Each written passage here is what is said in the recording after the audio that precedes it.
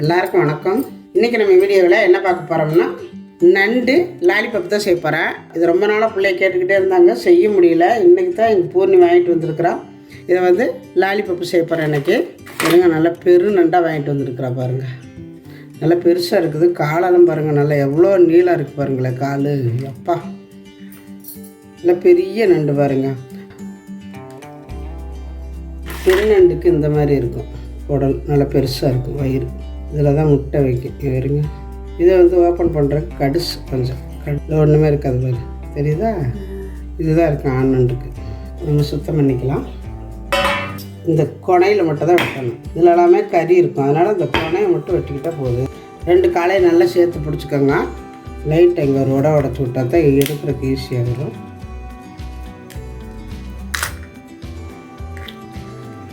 பாருங்க, அவ்வளோதான். குடல்லாம் வலிச்சு எடுத்துருங்க. பாருங்க, எல்லாம் இருக்குது, இதெல்லாம் எடுத்துடணும். சக்கையாக இருக்கும். அப்புறம் காலை கட் பண்ணிக்கோங்க. இந்த இடம் உடச்சி எடுத்துடணும். இது சும்மா தான் இருக்குது, எலும்பு தான் இருக்குது, இதில் ஒன்றும் இருக்காது, கறியெல்லாம். இந்த அளவு சுத்தம் பண்ணிட்டு இதை முழுசாக போட்டுக்கலாம். இல்லை 2ஆக உடைக்கிறனால உடச்சிக்கலாம். இது இப்படியே வச்சுக்கலாம். எங்கள் பூர்ணி நண்டு சுத்தம் பண்ணதில்லை. சரி பண்ணிட்டு பண்ணு. பயமா இருக்குது. பிடிச்சி இங்கே பாருடி, கறியெல்லாம் வருது.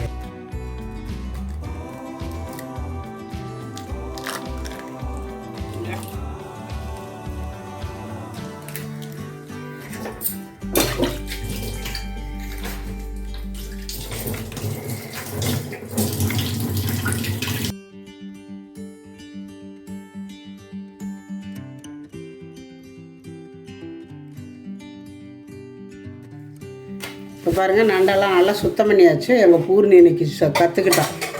மீன் வந்து இது எங்கள் அம்மாவுக்கு மீனே வருது. நண்டு எப்படி சுத்தம் பண்ணுறங்கிறது தெரிஞ்சுக்கிட்டேன். எங்கள் பிள்ளைங்க 2 பேர் பானு ராஜிகை இதெல்லாம் நினைக்கவே மாட்டாங்க சுத்தம் பண்ணுறதுக்கெல்லாம். இவள் பரவாயில்ல, சுத்தம் பண்ணுறது எப்படின்னு பார்த்துக்கிறா, எல்லாம் பண்ணிக்கிறா. அதனால் நானும் இன்றைக்கி சொல்லி கொடுத்துருக்குறேன். அவளே நல்லா சுத்தம் பண்ணிட்டான். பாருங்கள், இந்த மாதிரி எல்லாமே நம்ம சுத்தம் பண்ணி கழுவி எடுத்துகிட்டு வந்துட்டேன். இப்போ இதில் வந்து லாலிபப்புக்கு வேக வச்சு எடுக்கலாம். அப்படியே சும்மா கூட கறியாக எடுத்துக்கலாம்.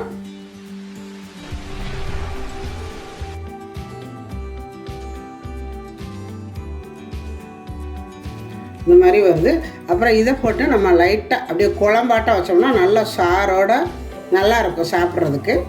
இப்போ இது வந்து மெயினாகவே இந்த சதை எடுக்கிறது எப்படி அப்படிங்கிறத உங்களுக்கு வீடியோ பாருங்கள். எங்கள் பூர்ணி கூட ஈஸியாக எடுத்துட்டாப்ல. இப்படி கையை உள்ளே விட்டு எடுத்தோடனே வந்துருச்சு. இதை வந்து ஈஸியாக தான் இருக்குது. இந்த சைடு கொஞ்சம் தான் இருக்கும். இதில் எடுத்திங்கன்னா நொரன்னு நம்ம அந்த லாலிபப்லாம் சாப்பிட முடியாது. இதை போட்டு நம்ம குழம்பு வச்சுக்கலாம்.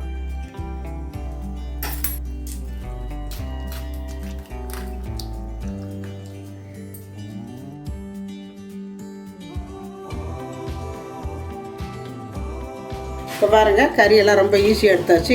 நல்லா கை வச்சு பிசைஞ்சு பார்த்துருங்க. ஓடு கடி விடக்கூடாது. நீங்கள் ஃபுல்லாமே எடுக்கணும்னா இதெல்லாம் வேக வச்சிங்கன்னா உடைக்கும் பொழுது எல்லாமே வந்துடும். பாருங்கள், உடச்சி இழுத்திங்கன்னா அதெல்லாம் வேறு கறி வந்துடும். பாருங்கள், இதெல்லாம் வந்துடுச்சு. உடச்சிட்டோம்னா பாருங்கள், இந்த கறி தெரியுது பாருங்கள். அப்போ தான் இதில் வந்து உப்பு சாரம் காரசாரம் நம்ம இதில் வச்சு செய்யும் பொழுது, இந்த லாலிபப் வைக்கும் பொழுது எண்ணெய்க்கில் போட்டோன்னே இதுவும் சேர்ந்து வெந்துடும். உள்ளே அருதி மசாலா இறங்கிடும். இதை வந்து ஈஸியாக தட்டி எல்லாம் எடுக்கக்கூடாது. இங்கே பாரு, இந்த கொனையில் லைட்டாக இருந்தால் இப்படி உடச்சிட்டு, இப்படி உடச்சிட்டோன்னா ரொம்ப உடச்சிருப்போம். டக்குன்னு இப்படி உடச்சிட்டு இந்த இடத்துல உடச்சிட்டு இப்படி இழுத்தாலே வந்துடும். பாரு எவ்வளோ அழகாக வந்திருக்குது. இழுத்தாச்சு. இங்கே பாருங்கள், உள்ளே ஒன்றுமே இல்லை, வெறும் கூடு தான் இருக்குது. பாருங்கள், கறி பாருங்கள். இதில் வந்து எலும்பு எதுவுமே இல்லை. பாருங்கள், எவ்வளோ கறி வந்திருக்கு பாருங்கள். இப்போ பாருங்கள், எல்லாமே சதையெல்லாம் எடுத்தாச்சு. இப்போ இதை வந்து லாலிபப்புக்கு சதையை எடுத்துகிட்டு கொஞ்சம் போல் இந்த ஓட்டில் கறி இருக்குது. இதை போட்டு குழம்பு வச்சுக்க போகிறேன். இப்போ நண்டு குழம்புக்கு மசாலா வதக்கி அரைக்கணும். இப்போ தான் நல்லாயிருக்கும். ஒரு 2 ஸ்பூன் அளவு வர கொத்தமல்லி போட்டுக்கிறேன். 1 ஸ்பூனு சோம்பு, 1 ஸ்பூனு சீரகம், 1 ஸ்பூனு குருமிளகு, ஒரு 10 வரமிளகா. காரத்துக்கு தகுந்த அளவு உங்களுக்கு எந்த அளவுக்கு காரம் வேணுமோ அந்த அளவுக்கு நீங்கள் மிளகா சேர்த்துக்கலாம். 1 பட்டை, 1 நட்சத்திர பூவு, 3 கிராம்பு, 2 ஏலக்காய். இது எல்லாத்தையுமே ஒட்டுக்க போட்டு வறுத்து அரைக்க போகிறோம். எல்லாத்தையும் சேர்த்து நல்லா வறுத்து அரைச்சிக்கலாம். நண்டுக்கெல்லாம் குறுமிளகு நிறையா சேர்த்துக்கோங்க. சளி, காய்ச்சல், இருமல் எல்லாத்துக்கும் நல்லது. பார்த்திங்கன்னா நல்லா வறுத்தாச்சு. இதை எடுத்து வேறு பாத்திரத்துக்கு மாற்றிக்கலாம். இப்போ வேறு பிளேட்டுக்கு மாற்றியாச்சு. இப்போ இதை ஆறட்டும். நல்லா ஆற வச்சு தான் அரைக்கணும். நண்டு குழம்புக்கு இப்போ தாளிச்சிக்கலாம். கொஞ்சமாக எண்ணெய், இதுக்கு நல்லெண்ணெய் விட்டுக்கிட்டிங்கன்னா ரொம்ப நல்லாயிருக்கும். நான் நல்லெண்ணெய் தான் விடுறேன். இப்போ எண்ணெய் காஞ்சது. கொஞ்சமாக சோம்பு, கொஞ்சம் போல் வெந்தயம் போட்டுக்கோங்க. பூண்டை தோலை உரிச்சிட்டு 1-2 தட்டி வச்சுருக்கிறேன். இப்போ இதை போட்டுக்கலாம். சின்ன வெங்காயம் பொடியாக கட் பண்ணி வச்சுருக்கிறேன், அதுவும் சேர்த்துக்கலாம். சின்ன வெங்காயம் போட்டுக்கோங்க, அதுதான் நல்லது. வெங்காயம் பூண்டெல்லாம் நல்லா வதங்கணும், வதங்கட்டும். இப்போ இது வதங்குறதுக்குள்ள நம்ம வறுத்து வச்ச மசாலையாக நல்லா நைஸாக அரைச்சிக்கணும். அரைச்சிக்கிட்டு வரேன். இப்போ பேஸ்ட்டு ரெடி ஆயிடுச்சு. வெங்காயம்லாம் நல்லா வதங்கிருச்சு. கொஞ்சம் போல் மஞ்சத்தூள், ஒரு 3 தக்காளி நைஸாக வெட்டி வச்சுருக்கிறேன். இப்போ அதையும் சேர்த்துக்கலாம். இந்த இதுதான் நான் நிறையா சாப்பிட்டேன் உங்களுக்கு இல்லாமலே. நல்லா இருக்கும், நல்லா இருக்கும். அன்னைக்கு ஃபோன் செஞ்சுமா தான் மட்டன், பிரானு, வித்தியாசமான மீன் கொஞ்சம் போல உப்பு எல்லாம் செஞ்சாங்கன்ட்டு நீங்களும் இன்னைக்கு செய்றீங்களா? இப்போ மசாலா வதங்கிட்டு இருக்குது. நம்ம லாலிபப்பு செய்கிறதுக்கு சின்ன வெங்காயம் பூண்டு 2 சேர்த்து லாலிபப்புக்கு வந்து நைஸாக அரைச்சி போட்டிங்கன்னா கொதன்னு நல்லா இருக்காது. அதனால் 1-2 நச்சு போட்டுக்கோங்க. இப்போ நம்ம அரைச்சி வச்சுருக்கிற இந்த மசாலையை அதில் சேர்த்து வதக்கிக்கலாம். மிச்சி சேர கழுவி கொஞ்சமாக தண்ணி ஊற்றிக்கோங்க. இல்லை இந்த மாதிரி இந்த மசாலா தான் இந்த நண்டு குழம்புக்கு, நண்டு கிரேவிக்கெல்லாம் இந்த மசாலா தான் தூக்கலாக இருக்கணும். காரம் கம்மியாக இருக்கணும். மசாலா இந்த மாதிரி இருந்தால் தான் இந்த கிரேவி நல்லாயிருக்கும். இது வந்து நல்லா கொதித்து அந்த மசாலா எல்லாம் வேகணும். எண்ணெய் பிரிஞ்சு வர்றது வேகணும். இப்போ வேகட்டும். பாருங்கள் எப்படி நல்லா வந்து எண்ணெயெல்லாம் பிரிஞ்சு நிற்கிது பாருங்கள். இந்த மாதிரி எண்ணெயெல்லாம் நல்லா பிரிஞ்சு வரணும். இப்போ நம்ம நண்டை சேர்த்துக்கலாம்.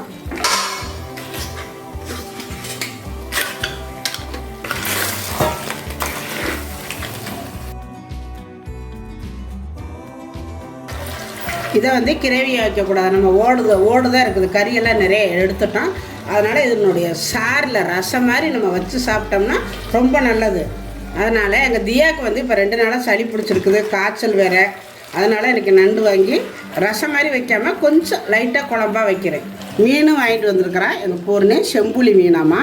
இது வந்து வறுவலுக்காக கொண்டு வந்திருக்கிறேன். பாருங்க எல்லாம் அங்கேயே சுத்தம் பண்ணி கொண்டுட்டு வந்தாச்சு. இப்போ நான் கழுவி வச்சுருக்கிறேன். இப்போ இதுக்கு வந்து மசாலா போட்டுக்கலாம். மசாலையோடு சேர்ந்து இந்த நண்டு நல்லா வெந்துருச்சு. இப்போ உங்களுக்கு எந்த அளவுக்கு கெட்டி தேவையோ அந்த அளவுக்கு இதில் தண்ணி சேர்த்துக்கலாம். பாருங்கள் நான் இந்த அளவு தண்ணி ஊற்றிருக்கிறேன்.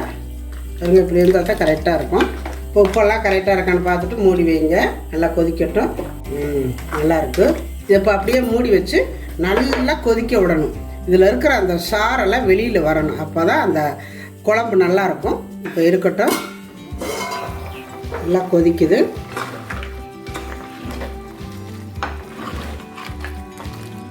இதை மறுபடியும் மூடி வச்சு கொஞ்சம் நேரம் கொதிக்க விடலாம். இப்போ பார்த்திங்கன்னா நண்டு குழம்பு ரெடி ஆயிடுச்சு.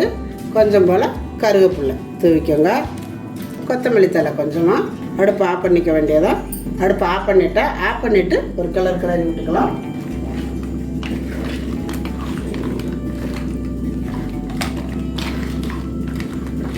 அதாவது லாலிபப்பு ஆயிடுச்சு.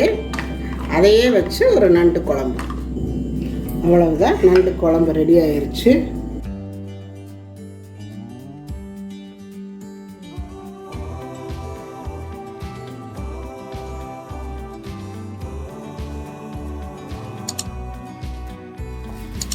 லாலிபப்புக்கு எடுத்து வச்சுருக்கிற இந்த கறியை அப்படியே நம்ம போடக்கூடாது. ஒரு அடி அடிச்சுக்கணும் மிக்சியில் போட்டு. இதை போட்டு ஒரு சுற்றுக்குள்ளே குழன்னு ஆயிரும். ஒரு சுற்று விடாமல் டக்குன்னு ஆஃப் பண்ணிடுங்க. இப்போ இதை மூடி வச்சு ஒரு அடி அடிச்சுக்கலாம். பாருங்க அரைச்சிட்டேன். இது வந்து ரொம்ப நைஸாக அரைக்காமல் அரைகுறையாக அரைக்கணும். நான் கொஞ்சம் நைஸாக அரைச்சிட்டு, நீங்கள் அரைக்கும்பொழுது கொஞ்சம் அரைகுறையாக அரைச்சிக்கோங்க. லைட்டாக தான் ஒரு சுற்று விடணும்.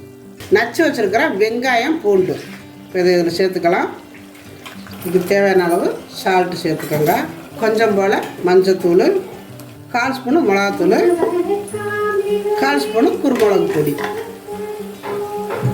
அந்த இது உடஞ்சி போயிடாமல் இருக்க பீஸு கொஞ்சம் போல் அரிசி மாவு போட்டுட்டு இப்போ இது எல்லாத்தையும் சேர்த்து நல்லா பிணைஞ்சிக்கோங்க.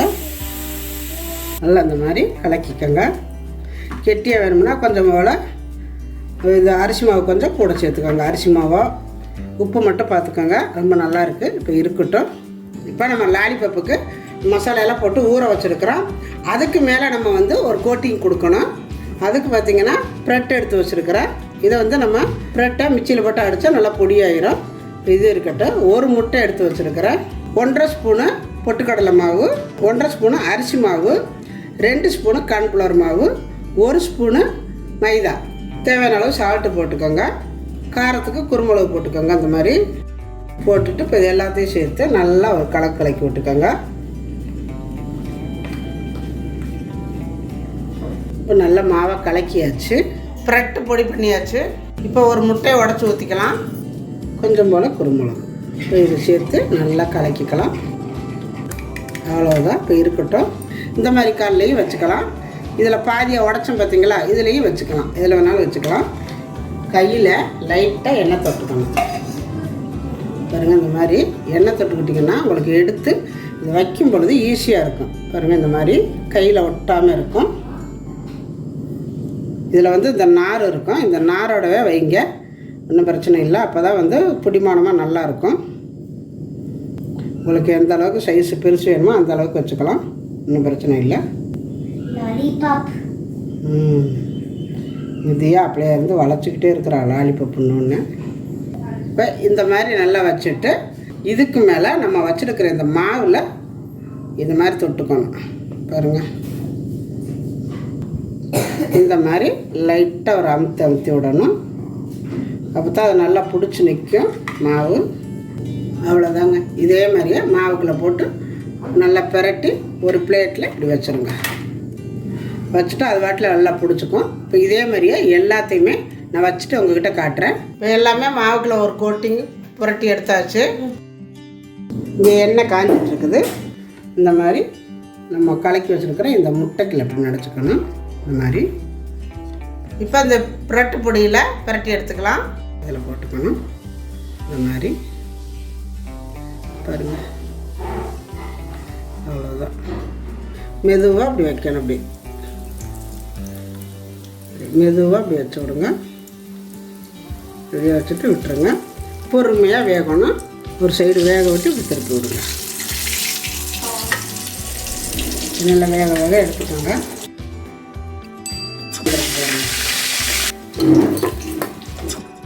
பாருங்கள் எவ்வளோ அருமையாக வந்திருக்குன்னு நண்டு லாலிபப்பு.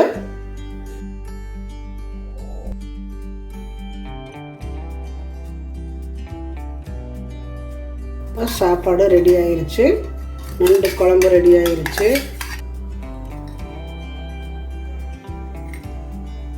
லாலிபப்பு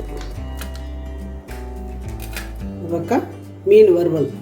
இப்போ நண்டு குழம்பு, நண்டு லாலிபப்பு, மீன் வறுவல் ரொம்ப நல்லா இருக்குது. இந்த நண்டு குழம்பு நல்லா சாட்டமாக நல்லா இருக்குது. இந்த சளி காய்ச்சலுக்கு உடனே கேட்கும். இந்த மாதிரி நம்ம வந்து வச்சு கொடுக்கும் பொழுது இதே மாதிரி நீங்களும் செஞ்சு பாருங்கள். செஞ்சு பார்த்துட்டு எப்படி வந்துச்சு அப்படிங்கிறத எனக்கு கமெண்ட்டில் சொல்லுங்கள். இந்த வீடியோ பிடிச்சிருந்தா லைக் பண்ணுங்கள், ஷேர் பண்ணுங்கள். செட்டிநாடு சமையலுக்கு சப்ஸ்கிரைப் பண்ணுங்கள். நன்றி. வாழ்க வளமுடன்.